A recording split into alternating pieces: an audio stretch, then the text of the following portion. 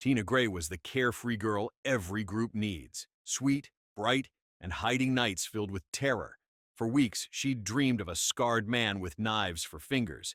Every morning she woke screaming, clutching her stomach as if the pain had followed her out of the dream. That night, the scratching at her window returned. Shadows stretched. Freddy Krueger's laugh rippled through the dark. Please, God. She whispered. Freddy grinned. This is God. He lunged, invisible claws tearing through her flesh. Blood sprayed across the sheets as she floated upward, thrashing in midair. Rod watched helplessly as she was dragged up the walls, her screams echoing until silence claimed her. When it was over, her body fell, lifeless and carved open. Freddy had come back, and Elm Street's nightmare had just begun. Glenn Lance was the easygoing boy next door, Nancy Thompson's calm amid her fear. He dismissed her stories of Freddy as bad dreams, but disbelief doesn't stop monsters. One night, Glenn drifted to sleep with his headphones on, unaware his bed had turned against him. The mattress rippled like water, then Freddy's claws erupted from below, dragging him under. For a heartbeat, the room was still. Then blood exploded upward, a geyser painting the ceiling crimson. His mother rushed in, screaming at the sight, a room soaked in red, her son gone without a trace. Freddy's laughter echoed faintly through the dark, a chilling reminder that no one on Elm Street could escape the dream. Jennifer Caulfield dreamed of fame beyond Weston Hills' hospital walls. She studied the television every night, chasing a life beyond pills and therapy. But Freddy loved dreamers. They made perfect victims. Nodding off before the flickering screen, she stirred as static filled the room. Robotic arms burst from the TV, seizing her shoulders. Freddy's burned face emerged from the static, smirking.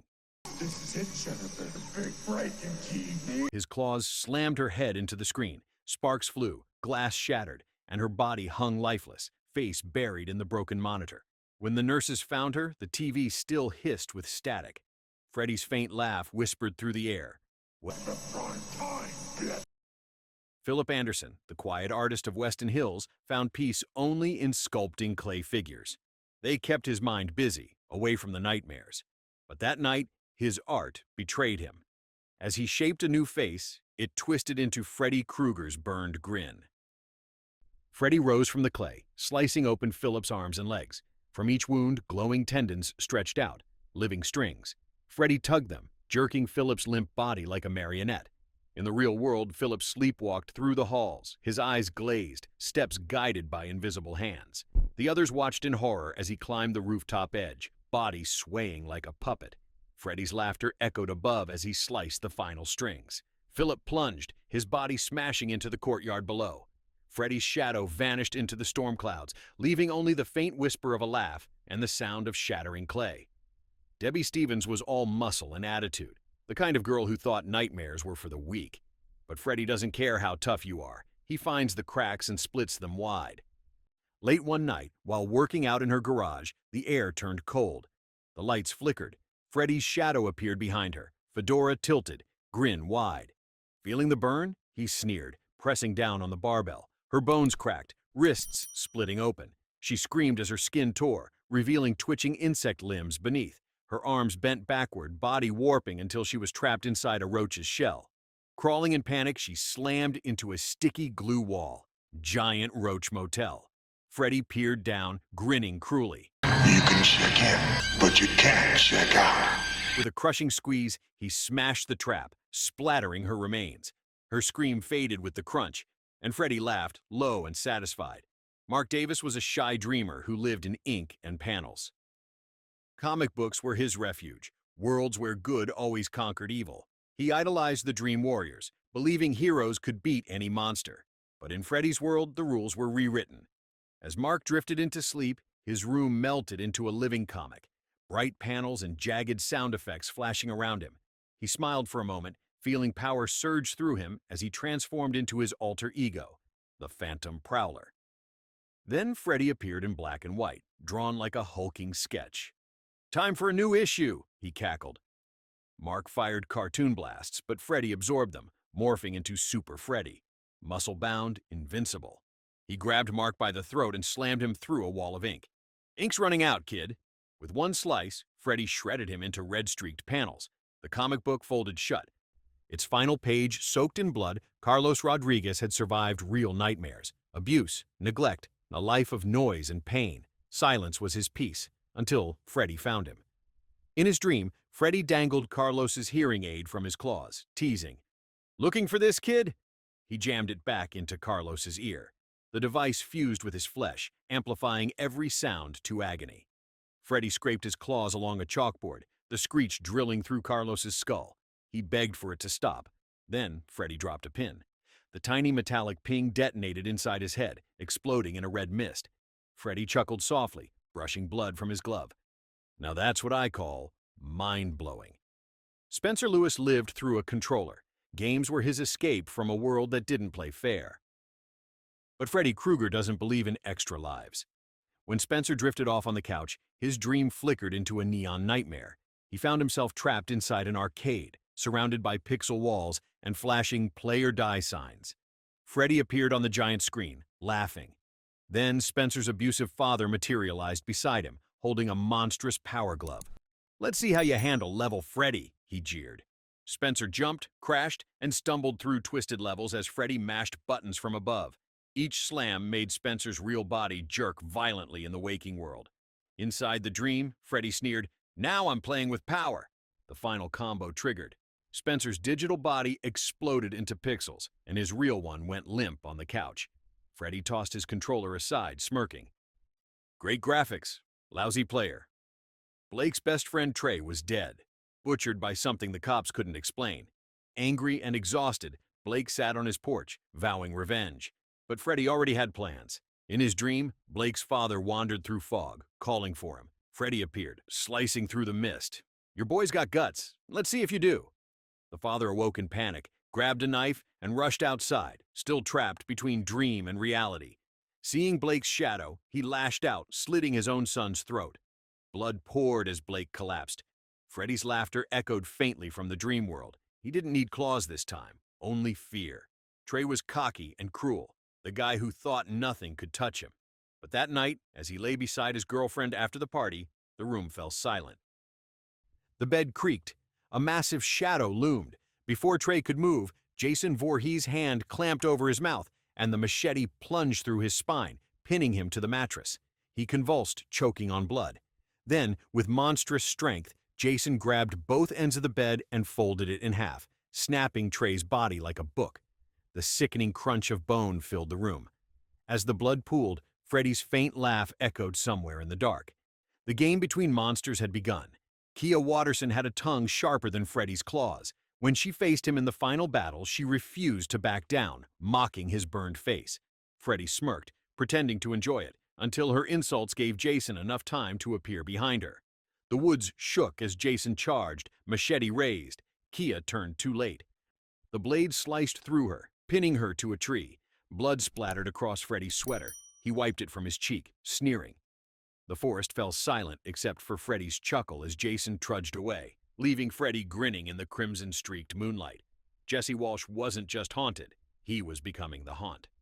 Freddy Krueger whispered through his dreams, using Jesse's body as his doorway to reality. "You've got the body, Jesse, and I've got the brains." During a pool party, Jesse screamed as his flesh twisted. Claws ripped through his skin, blood streaming as Freddy emerged from inside him, tearing free like a serpent from its shell. Jesse's eyes flickered one last time before fading. Freddy stretched his new form, admiring himself in the reflection.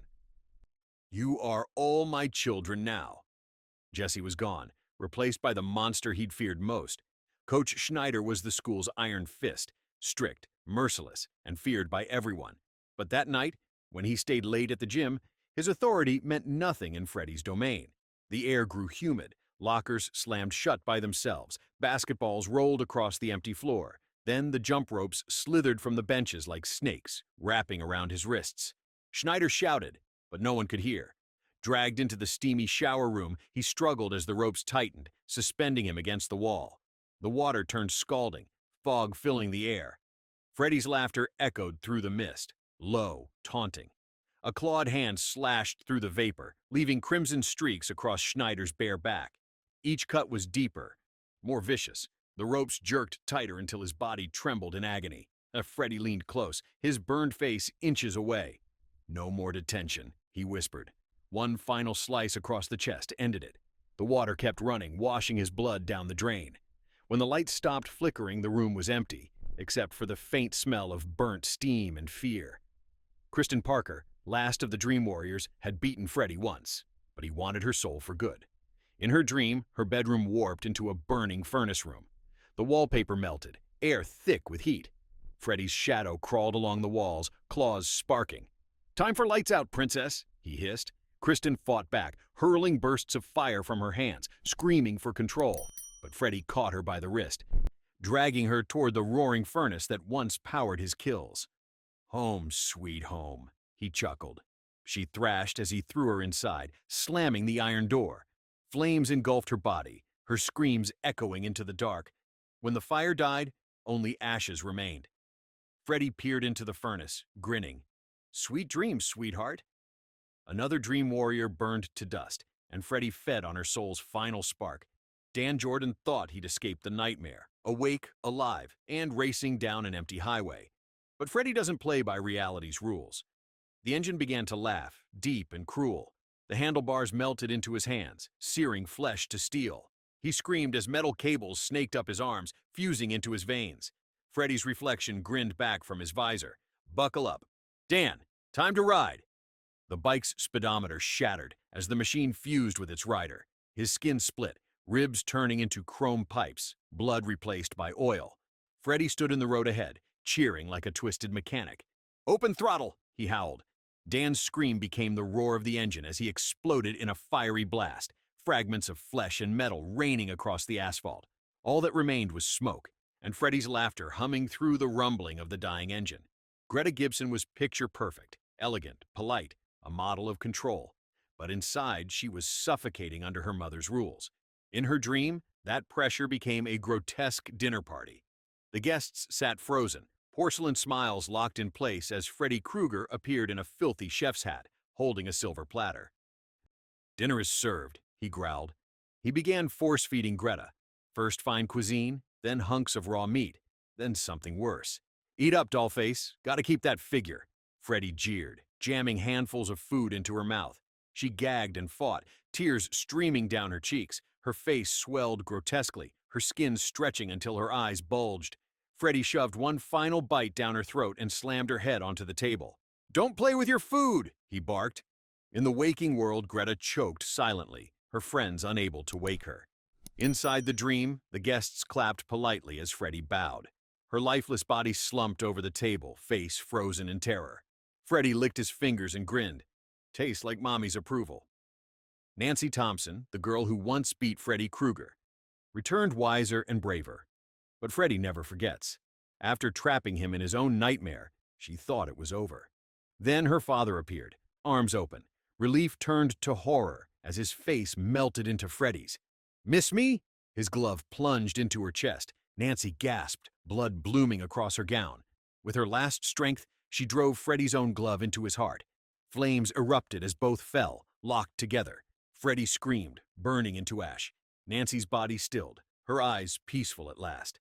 The nightmare ended, and she finally slept without fear.